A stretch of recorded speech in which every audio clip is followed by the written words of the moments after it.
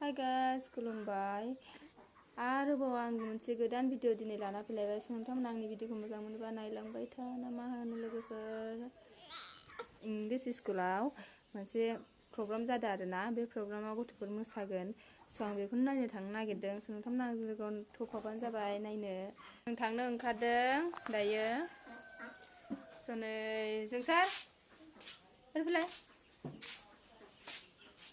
मोसानो नायगोन ना नाया नोङो नायगोन जा मोसानो नायगोन थांफागोन जों आंजों मोसानो नायनो थांना थाङा थांगोन स' आंजों लोगोसे जोंसारबो थांफागोन स' आरो नै दा फिसाजोखौ रेडि खालामाखै थारमाने खालामनांगौ खालामनोसै आं रेडि जाग्रोबाय आरोना स' लोगोफोर नै स्कुल थांग्रा लामाया जों दा हाबहैगोन आरोना जों हाबनायखौ देखायथ'ला स्कुल सिङाव नोंथांमोना नायबानो जाबाय ओइनो आरो स्कुला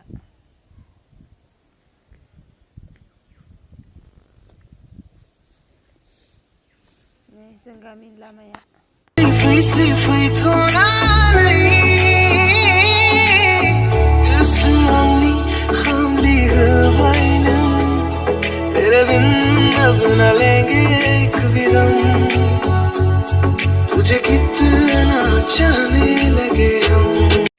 लोगोफोरजों थांना फैबाय दा नै बेलुन मोनबोलायबावबायसो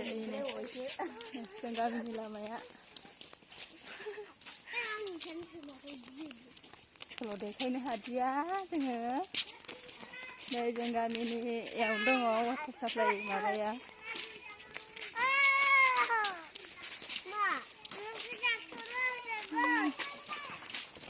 गाबा जा खान्दुरिया दासो सिखारदों मोजाङै नुवाखैना नोङो उन्दुना थाखो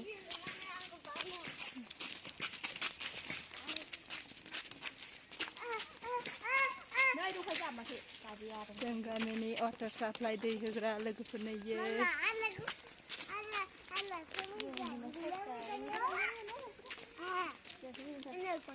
मोसानायखौ नायनानै बोरै मोनखो रानि मोजाङानो नुदों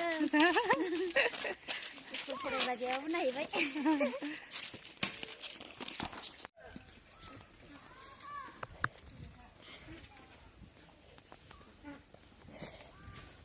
स' लोगोफोर दा मोनफैबाय स्कुलनिफ्राय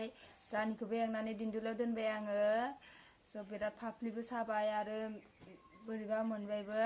मेंनायबो मोनबाय स' जि हायो बेखौनो देखायबाय आं बारा देखायजोबनोबो हादिया स' नोंथांमोना आंनि भिडिअखौ नायनानै मोजां मोनदोंबा साबस्क्राइब लाइक कमेन्ट खालामबानो जाबाय आरो हाजासे सापर्ट खालाम स' बिदिबा उननि भिडिअ लोगो मोनफिनसिगोन नङा होमबा लोगोफोर बाय बाय